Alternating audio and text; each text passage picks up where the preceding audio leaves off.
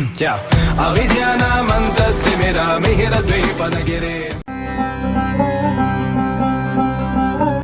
एक व्यक्ति 3 साल से गांव में अकाल पड़ रहा था, तो उसने तैयारी की और पत्नी को कहा दूसरे कहीं शहर में जाकर कोई धंधा करना पड़ेगा, यहाँ दुकानदारी चल नहीं रही है। खाने की स्थिति भी बड़ी गड़बड़ हो गई और पत्नी ने कहा आपने दिल की बात जान ली, मैं भी यही चाहती हूँ, यहाँ घर की व्यवस्था मैं देख लूंगी, आप कमाने के लिए जाओ। रास्ते की व्यवस्था वो कर रही थी, तभी पड़ोसी आया और कहा रामलाल जी आप कहाँ की व्यवस्था कर रहे हो, क्या तैयारी चल रही है? तो कहा भाई मैं कमाने के लिए परदेश जा रहा। तो रामलाल जी हाथ जोड़ता मुझे भी ले चलो। तो कहते तुझे नहीं ले जाऊंगा, तू बोली का बारण झगड़ा करके आ जाए, पराए लोग पराई धरती, कोई परिचय नहीं पहचान नहीं, बिना काम की परेशानी बोल क्यों? कहा नहीं, ले जाना है और आप कहो तो मैं मुंह के पट्टी बांधूंगा, टेप लगा।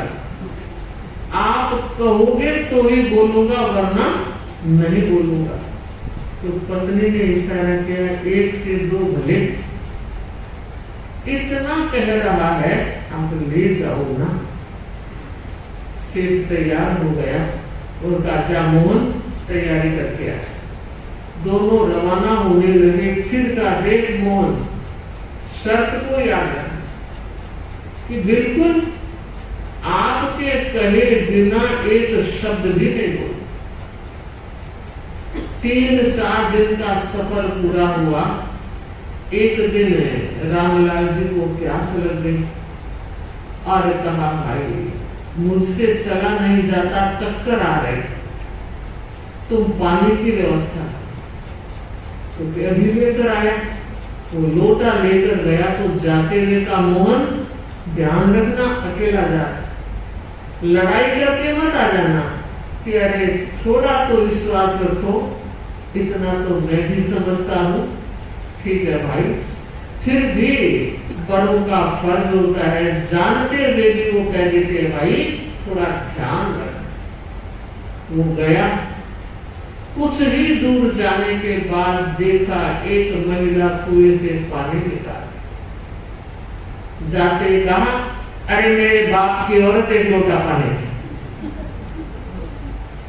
बताइए कोई अजनबी व्यक्ति किसी अनजान महिला को इन शब्दों से पुकारेगा अरे मेरे बाप की औरत एक लोटा पानी दे, मिलेगा पानी? वो ग्रामीण महिला हठी कट्टी, आओ देखा नटा, लोहे की बाल्टी थी, सिर पे लगा, सिर से खून लगने लगा, चोट इतनी आई और बिना पानी लिए रवाना हो गया। कुछ ही दूर गया और गश खाकर पड़ गया, बेहोश हो। अब रामलाल जी इंतजार कर रहे हैं, कोई रामलाल जी इंतजार कर रहे हैं कि वो पानी लाएगा, पानी लाएगा, मगर देखा पानी नहीं आ रहा है तो सोचा किन्हीं पराए पद चिन्हों से, किन्हीं पराए पद चिन्हों से पारण जीवन पथ होता है, अपने ही आदर्श द्वारा वाहित जीवन रथ होता है। उठे,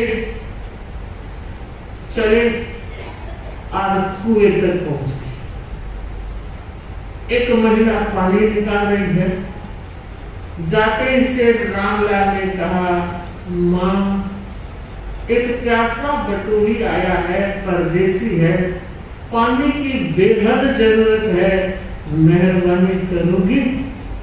और आप जानते हैं माँ कितना प्यारा शब्द, माँ तेरी गोदी से बढ़कर महल कहाँ है, माँ तेरी गोदी से बढ़कर महल कहाँ है, लाखों महल खड़े हैं माँ की गोद से।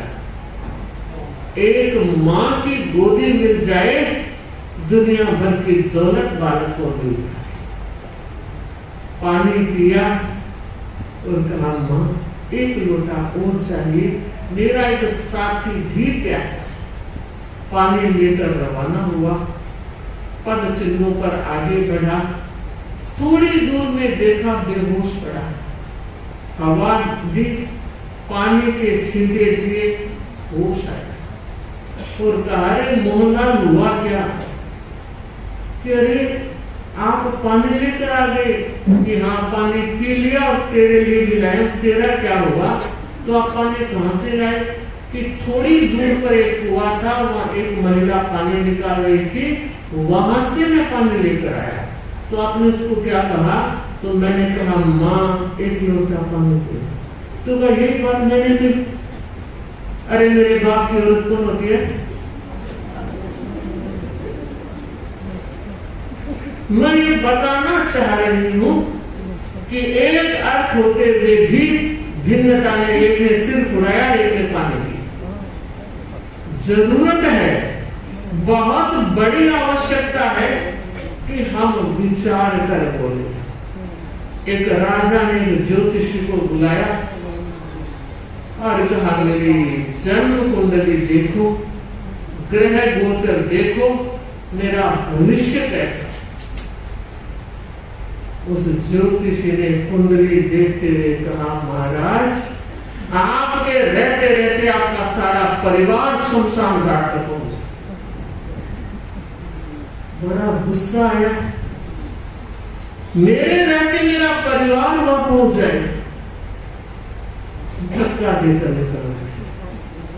कुछ दिनों के बाद दूसरा ज्योतिषी आया और कुंडली दिखाई।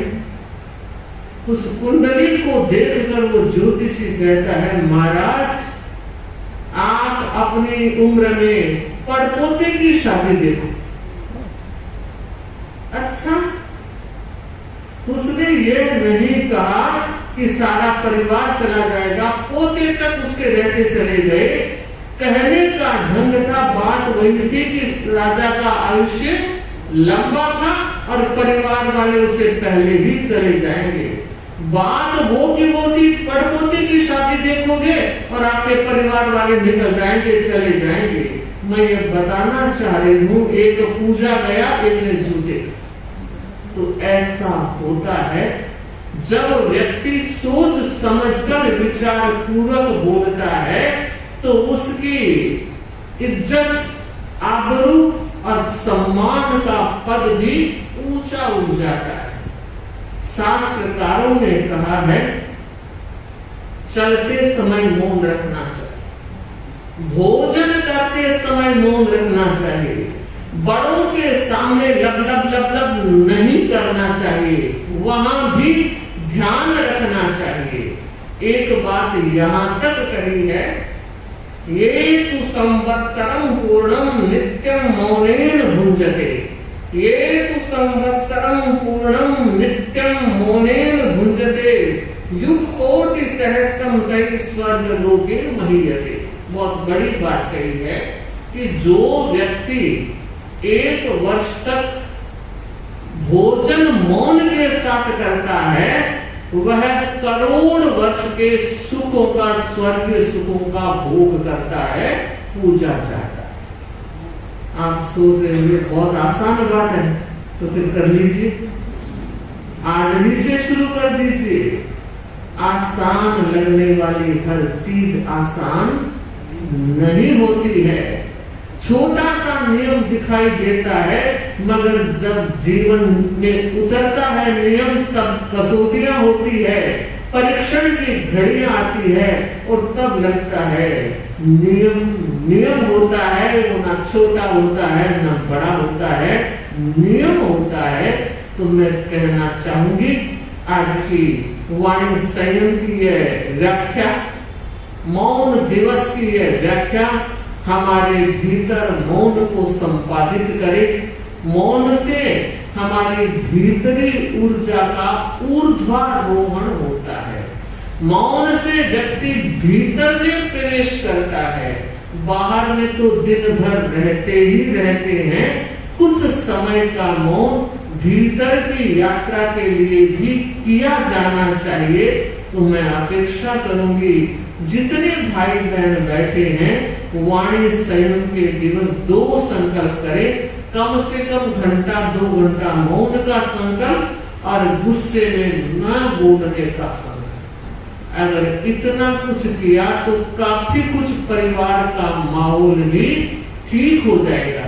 चाहे आप कितनी सामायिकें करते हो, प्रवचन सुनते हो, तपस्या भी करते हो, लेकिन वाणी की कड़वाहट में अगर कुछ भी अंतर नहीं आया तो मानना चाहिए हम जीवंत धर्म की पूजा के सिरे कुछ दूर है। हमें जीवंत धर्म की पूजा करनी है तो वो यही है कि इन छोटे छोटे नियमों के द्वारा हम अपने आत्मा को भावित करें, अपनी वाणी को संयम की लगाम दे, और वो लगाम आज और कल दोनों दिन उपयोगी होगी। ओम।